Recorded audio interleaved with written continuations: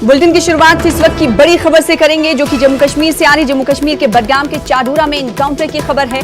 2 मिलिटेंटों के छुपे होने का अंदेशा भी जाहिर किया जा रहा है। तो इस वक्त की बड़ी खबर आपको जम्मू कश्मीर से दे रहे हैं। 2 मिलिटेंटों के छुपे होने का अंदेशा जाहिर किया जा रहा है बडगाम के चाडूरा में। तस्वीरें भी आप इस वक्त टीवी स्क्रीन पर देख सकते हैं। फायरिंग का दोनों तरफ से तबादला भी हुआ।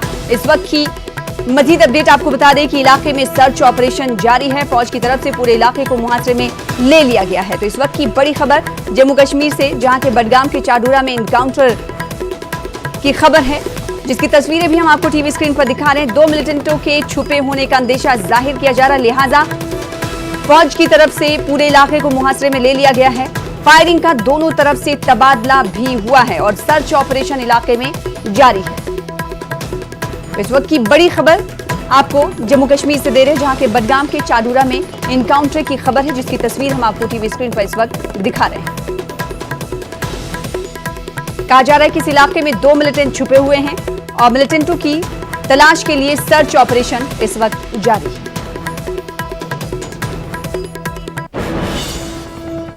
दिल्ली फसादात की अहम वजह माने जा रहे बीजेपी लीडरों के इश्ताल अंगेज बयानात मामले पर सुप्रीम कोर्ट में समाअत हुई। इस दौरान सुप्रीम कोर्ट ने दिल्ली हाई कोर्ट को हुक्म दिया कि इस मामले में 13 अप्रैल के बजाय 6 मार्च को ही समाअत की जाए। इश्ताल अंगेज बयानात नहीं दिए होते तो शायद शुमाल मशरकी दिल्ली में फसाद बर्पा नहीं होता। अगर इन लीडरों को गिरफ्तार किया जाता तो शायद माहौल खराब नहीं होता। गोंजाल्विस की बात सुनकर चीफ जस्टिस बोबडे ने कहा कि हमने भी फसादात देखे हैं। आपका ये बयान कि किसी को गिरफ्तार करने से तशद्दुद रुकेगा, लॉजिकल नहीं लगता। मुंबई तशद्दुद में हमने देखा है कि मुंबई में शाखा चीफ को गिरफ्तार किया गया तो तशद्दुद भड़क गया था। कभी कभी ऐसा भी होता है कि अगर आप लीडरों को पकड़कर जेल में बंद कर देते हैं तो हामी मजीद मुश्तइल हो जाते हैं। Bureau report, news 18 Urdu. उधर दिल्ली के फसाद मुतासर इलाकों का कांग्रेस के वफ्द ने दौरा किया। इस वफ्द में कांग्रेस लीडर राहुल गांधी भी शरीक थे। ब्रिजपुरी में राहुल गांधी ने एक पब्लिक स्कूल का दौरा किया, जिसे फसाद के दौरान पूरी तरह से जला दिया गया था। यहां पहुंचे राहुल गांधी ने कहा कि तशद्दुद तरक्की का दुश्मन है। राहुल ने कहा कि ये स्कूल दिल्ली का मुस्तकबिल है। नफरत और तशद्दुद ने इसे तबाह कर दिया है। उन्होंने मजीद कहा कि मुल्क के दारुल हुकूमत में जब कोई फसाद होता है तो मुल्क की छवि को नुकसान पहुंचता है। देखिए, ये एक स्कूल है। इसमें ये हिंदुस्तान का भविष्य है। माइक नीचे करो ना यार। मैं माइक नीचे ये जो स्कूल है ये हिंदुस्तान का भविष्य है और यहाँ पे नफरत और हिंसा ने इसे खत्म किया है, जलाया है। इससे किसी का फायदा नहीं हुआ है। हिंसा और नफरत तरक्की के दुश्मन है और ये जो हो रहा है, हिंदुस्तान को जो बांटा जा रहा है, जलाया जा रहा है, इससे हिंदुस्तान की भारत माता का कोई फायदा नहीं हुआ। जिस तरह से मैं यहाँ एक मिनट बोल लेने दीजिए, पहले दुख का समय है। यहाँ मैं इसलिए आया हूँ,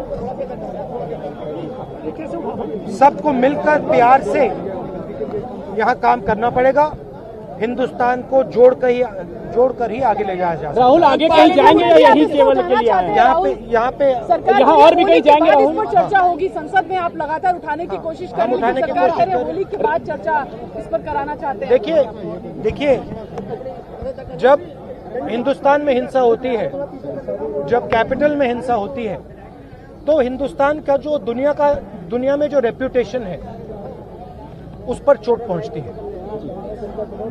जो हिंदुस्तान की स्ट्रेंथ थी, जो हमारी स्ट्रेंथ थी, भाईचारा, एकता, प्यार, उसको यहाँ जलाया गया है, नष्ट किया गया है। और इस प्रकार की राजनीति से सिर्फ स्कूल का नुकसान नहीं होता है, हिंदुस्तान और भारत माता को नुकसान होता है।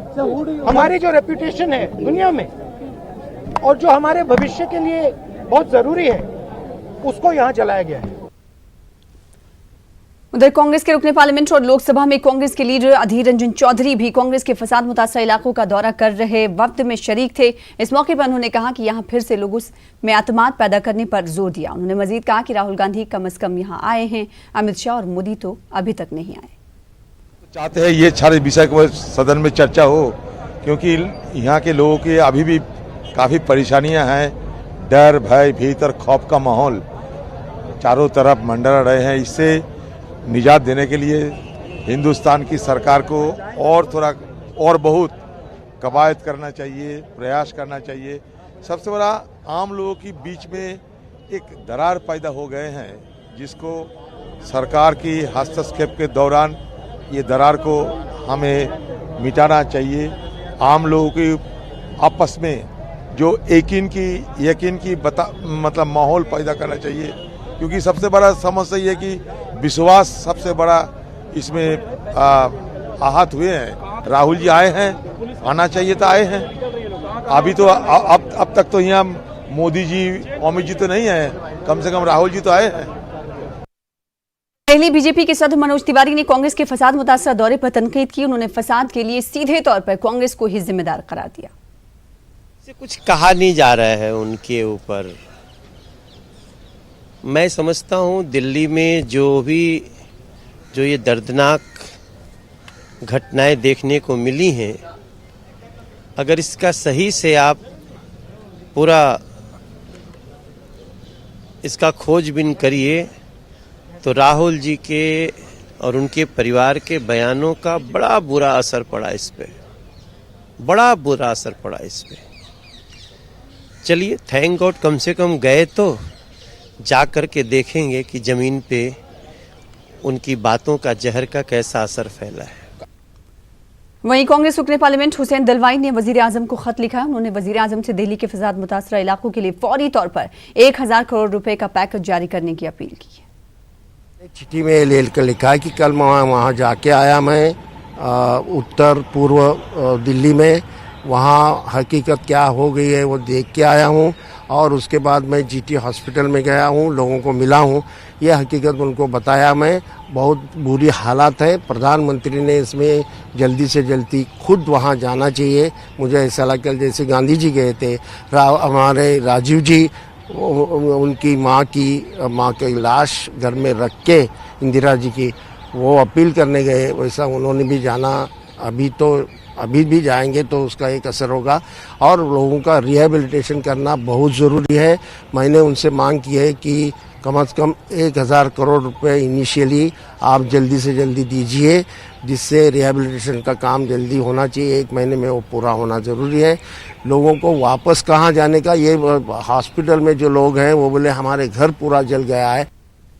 दिल्ली तशद्दुद के मामले पर आज लगातार तीसरे रोज भी पार्लियामेंट के दोनों ऐवानों में जबरदस्त हंगामा हुआ। हंगामे की वजह से दोनों ऐवानों की कार्रवाई में रखना पड़ा। राज्यसभा को कल तक के लिए मुलतवी कर दिया गया है। लोकसभा को आज भी कुछ देर की कार्रवाई के बाद कल तक के लिए मुलतवी किया गया, मगर जितनी देर कार्रवाई चली उस दौरान Indian institute of information and technology bill को पेश किया गया और डायरेक्ट टैक्स बिल, विवाद से विश्वास बिल को पास किया गया।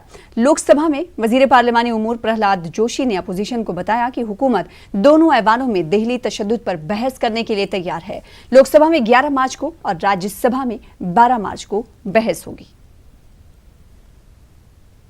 11 तारीख को लोकसभा में दिल्ली के जो अनफॉर्चुनेट इंसिडेंट हुआ है, राइट हुआ है, उसके लिए चर्चा के लिए हम तैयार है। अभी होली भी आ रहे हैं, ये सब मद्देनजर रखते हुए हमने पूरा चर्चा करने के लिए तैयार है 11 को लोकसभा में। और तब तक कॉन्स्टिट्यूशनल ऑब्लिगेशन है, हमको बहुत बिल भी पारित करना है और सेंस ऑफ द हाउस है कि राज्यसभा चलना चाहिए, पार्लियामेंट चलना चाहिए। ये तो house sense of the house है। ये हमने 11 को चर्चा पूरा करने के लिए भारत सरकार तैयार है। ये तो हमने अपोजिशन लीडर को भी कहा है, लेकिन इन लोग सदन चलाना नहीं चाहते हैं। अगर वो सदन चर्चा चाहते हैं तो सदन चलाने दो, इतना ही मैंने इनको कहता हूं। 11 तारीख को लोकसभा में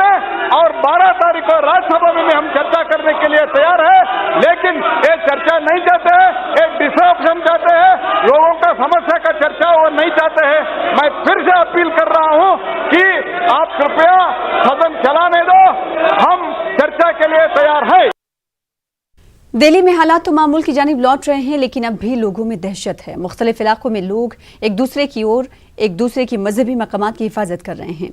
हमारे नुमाइंदे निरंजन ने रात में न्यू जाफराबाद की ऐसी ही एक गली का दौरा किया जहां मुसलमान मंदिर की हिफाजत करते नजर आए। मैं इस वक्त न्यू जाफराबाद में हूं और आप देख सकते हैं कि यहाँ पे आधी रात, करीब रात को 3 बज चुके हैं और यहाँ पे बैठ करके पूरी तरह से, जिस तरह से पिछले दिनों दिल्ली में हिंसा हुई थी उसको लेकर के चौकसी बरत रहे हैं। और ठीक इसके बगल में मैं दिखाना चाहता हूँ कि यहाँ पे मंदिर है और मंदिर के ऊपर में साफ तौर पर देखा जा सकता है जय श्री राम लिखे हुए हैं।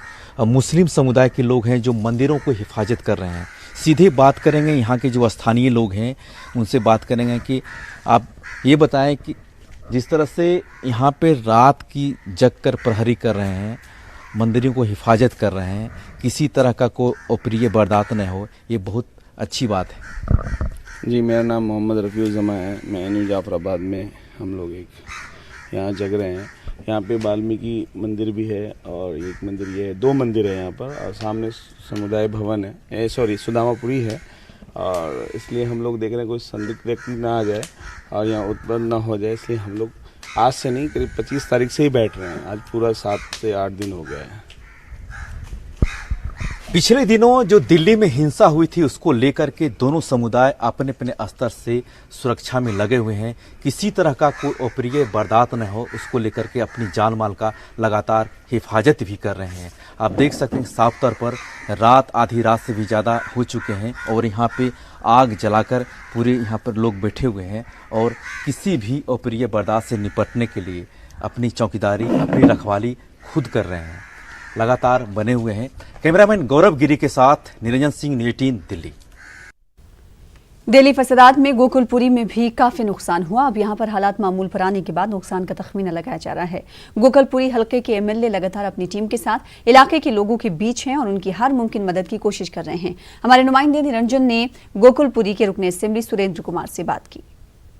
प्रभावित क्षेत्र में गोकुलपुर विधानसभा भी आता है। मेरे साथ गोकुलपुर विधानसभा के विधायक सुरेंद्र कुमार मौजूद हैं, उनसे बात करेंगे। सर, आपने लगातार हिंसा प्रभावित इलाकों में दौरा किया है, किन किन लोगों से बात हुई है, कितनी क्षति हुई है, किस तरह से लोगों से मिल रहे हैं आप? मेरे करीब कम से कम 300 दुकानों का नुकसान हुआ है और करीब 60-70 मकानों की लूट खसोट, आगजनी का भी काम हुआ है। तो लगातार 1 हफ्ते से उनके बीच में हूँ। कल भी गए, परसों भी गए, उससे पहले भी गए, उससे पहले सीएम साहब का भी हमने दौरा कराया। तो निश्चित तौर से लोगों के जन जाकर उनसे बात करें, उनको आर्थिक सहयोग की बात करें, सरकार से मिलने वाली जो सहयोग राशि का भी दिलवाने का भी काम किया जा रहा है। उनके फार्म भी भरे जा रहे हैं, उनके FILOज भी कराने का काम किया जा रहा है, उनको खाने की सामग्री उसको भी उपलब्ध कराने का काम किया जा रहा है। लेकिन क्षेत्र की क्षति बहुत हुई है। मेरे हिसाब से मस्जिदों का भी नुकसान हुआ है, जिसमें सिलेंडर रखकर उनको फाड़ा गया। वहाँ पर बहुत बड़ा नुकसान हुआ क्षेत्र में और क्षेत्र में 3-4 दिन हाहाकार मचा रहा। वास्तव में मानवता इंसानियत को संदेश न देकर क्या कह सकते, कोई शब्द नहीं है कहने के लिए। बहुत बुरा हुआ है। जो हिंसा से प्रभावित लोग हैं वो जो आपके विधानसभा में आते हैं, यहीं के मूल निवासी हैं या फिर बाहर के हैं, जैसे यूपी, बिहार? अधिकतर सब बाहर के रहने वाले हैं। यूपी से हैं, बिहार से हैं, पूर्वांचल से लोग काफ़ी हैं।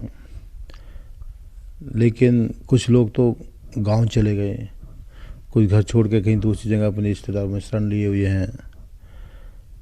ऐसा लगता है चिन्हित करके उनके साथ ही क्या किया गया हो। मतलब तो आपको क्या लगता है कि पहले से ही पूरी प्लानिंग था ये इस घटना को देने के लिए, अंजाम देने के लिए? रिप्लान तो हुआ है, इसमें कुछ शक की बात नहीं है, क्योंकि उसमें हिंदू के साथ का भी नुकसान हुआ है, मुस्लिम का भी हुआ है। हुआ तो दोनों का हुआ है, ऐसा नहीं है, लेकिन लगता है कुछ बाहर के लोग आकर उन्होंने यहाँ पर कुछ हमला किया हो। चलिए, हमसे बातचीत करने के लिए शुक्रिया। कैमरामैन गौरव गिरी के साथ निरंजन सिंह, न्यूज़ 18 दिल्ली। खास बात इंडिया में रुकेंगे छोटे से ब्रेक के लिए, कुछ और खबरों के साथ जल्द लौटेंगे।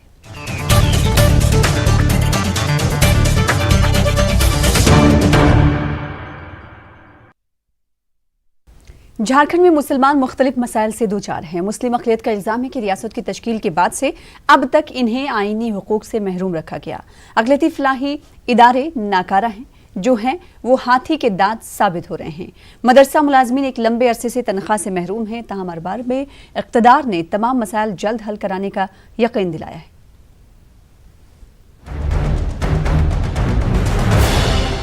झारखंड में मुसलमानों की आबादी सरकारी आदादुशुमार के मुताबिक तकरीबन 15% है। उनका दावा है कि अलहदा रियासत की तश्कील के लिए जो तहरीक चलाई गई थी उसमें मुसलमानों ने भी बढ़ चढ़कर हिस्सा लिया था। बावजूद इसके आज सबसे ज्यादा इन्हें ही नुकसान उठाना पड़ रहा है। मदरसा हो या अक़लियती फलाही इदारे, सभी मुख्तलिफ मसाइल से दो चार हैं। अब नई हुकूमत के क़याम से गुज़िश्ता 36 माह से तनख्वाह से महरूम मदरसा मुलाज़मीन को उम्मीद है कि इन्हें जल्द ही तनख्वाह मिल जाएगी। 36 महीने से पेमेंट मदारिस के असातिज़ा का रुका हुआ है। ये गंभीर मसला है, इसलिए आपसे दरख्वास्त है कि इस पर आप जो है पूरी तवज्जो दें ताकि हमारे मसाइल हल हो सकें और हमें जो परेशानी है वो परेशानी हमारी ख़त्म हो सके। बीजेपी की जब हुकूमत थी रघुवर सरकार की, तो 3 साल से तनख्वाह नहीं मिली। असातिज़ा बहुत बदहाल हो गए, यहाँ तक कि तकरीबन 10 उस्ताद का इंतकाल भी हो गया। लेकिन अब एक नई खुशी और नई लहर और नया जोश पाया जा रहा है असातिज़ा के अंदर, मुलाज़मीन के अंदर, और उन्हें तवक्को है कि इंसाफ मिलेगा। वाज़ेह है कि रियासत में अब तक न उर्दू एकेडमी का क़याम किया गया है और न ही मदरसा बोर्ड। अक़लियती कमीशन वजूद में है, लेकिन वो सिर्फ हाथी के दांत साबित हो रहा है। वक्फ बोर्ड, हज कमेटी डिफंक्ट है। दानिश्वरों का इल्ज़ाम है कि अक़लियती मालियाती कॉरपोरेशन से भी अक़लियती आबादी को फ़ायदा हासिल नहीं हो पा रहा है। ताहम अरबाब इक़्तिदार ने तमाम मसाइल हल करने का यकीन दिलाया है। मदरसा का टीचर जो है 36-37 महीना से बकाया पड़ा हुआ है।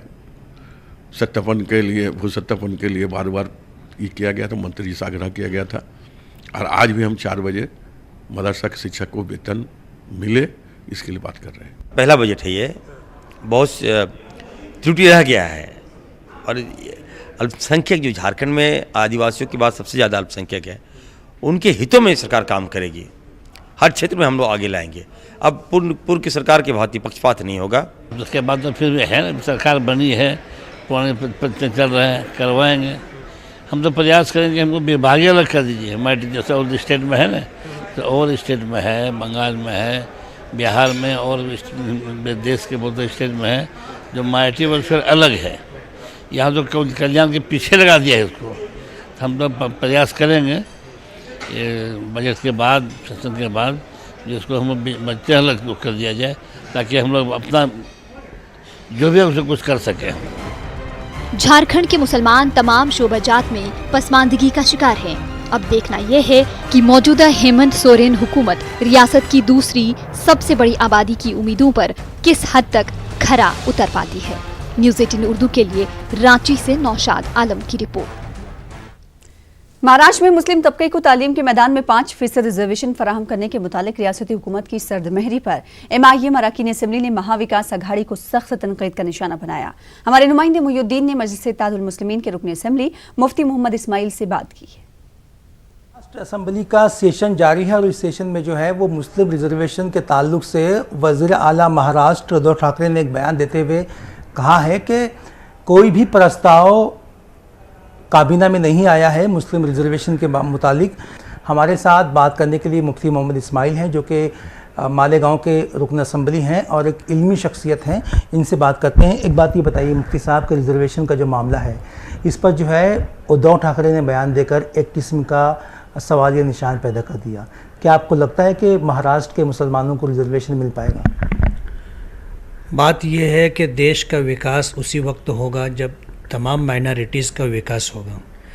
जब हमारे देश के अंदर जो है रिजर्वेशन देने का चलन है, तो देश के विकास के लिए और माइनॉरिटीज़ में ख़ास तौर पर मुसलमानों के विकास के लिए रिजर्वेशन मिलना ज़रूरी। अच्छा, सवाल एक ये पैदा होता है कि MIM का रोल इसमें पूरा क्या है? MIM के 2 MLA हैं आप लोग किस तरह से डिमांड करने वाले हैं हुकूमत से कि मुसलमानों को रिजर्वेशन दिया जाए? रिजर्वेशन के ताल्लुक से तो हमारी डिमांड ये है कि तालीम ही नहीं रोज़गार में भी रिजर्वेशन मिलना चाहिए। बात यह है कि आदमी तालीम इसलिए हासिल करता है कि उसे रोज़गार मिले, और अगर सिर्फ तालीम में रिजर्वेशन दिया जाता है तो फिर वो मसला खड़ा रहेगा कि रोटी रोज़ी के लिए आदमी क्या करे। आज आदमी डिग्री ले लेता है, डिग्री ले लेने के बाद उसकी सबसे बड़ी आस ये होती है कि अब उसको सरकारी मुलाजमत मिल सकती है या प्राइवेट कंपनियों में मुलाजमत मिल सकती है।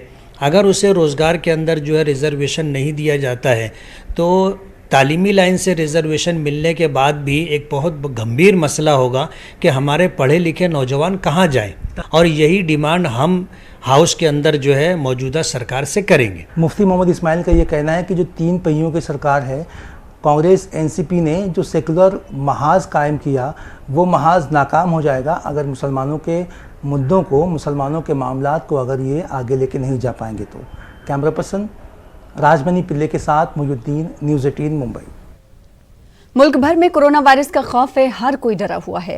हालांकि हुकूमत बार बार ये अपील कर रही कि किसी को भी खौफ में मुब्तला होने की जरूरत नहीं है, लेकिन अक्सर लोगों को ये पता नहीं कि इस खतरनाक वायरस से किस तरह बचा जाए। दुनिया को हिलाकर रख देने वाला खतरनाक वायरस जो अब हमारे बिल्कुल करीब आ चुका है, कोविड-19 यानी कोरोना वायरस। अब हिंदुस्तान में भी इसने दस्तक दे दी है। चीन से फैला corona virus global health emergency बन गया है। इसके बढ़ते खतरे को देखते हुए एहतियात बरतने की जरूरत है ताकि इसे फैलने से रोका जा सके। एहतियात के तौर पर हाथों को बार बार साबुन और पानी से धोए या सैनिटाइजर का इस्तेमाल करें। खांसते और छींकते वक्त डिस्पोजेबल टिश्यू का इस्तेमाल करें। इस्तेमाल किए गए टिश्यू को फेंक दें। इसके बाद हाथ धो लें। टिश्यू नहीं है तो छींकते और खांसते वक्त अपने बाजू का इस्तेमाल करें। बिना हाथ धोए अपने आँख, नाक और मुंह को न छुए। जो बीमार है उनके कांटेक्ट में आने से बचे। कोरोना वायरस जिस्म के बाहर बहुत ज्यादा देर तक जिंदा नहीं रह सकते। बचाव के लिए 3 लेयर्ड मास्क का इस्तेमाल करें। साइंटिस्ट का मानना है ये वायरस सार्स और मर्स जितना खतरनाक नहीं है। इससे होने वाली मौत की दर कम है। ये 1 से 2% के बीच है। इस वायरस से जिन लोगों की मौत हुई वो या तो बहुत उम्र दराज थे या उन्हें पहले से ही कोई बीमारी थी, जैसे डायबिटीज, लंग की कोई बीमारी, कैंसर, हार्ट डिजीजेस, या फिर उनकी इम्यूनिटी कमजोर थी। अगर आपको सिरदर्द, खांसी, मसल पेन, बुखार, थकान महसूस हो या फिर सांस लेने में परेशानी हो रही हो तो डॉक्टर को दिखाने की जरूरत है।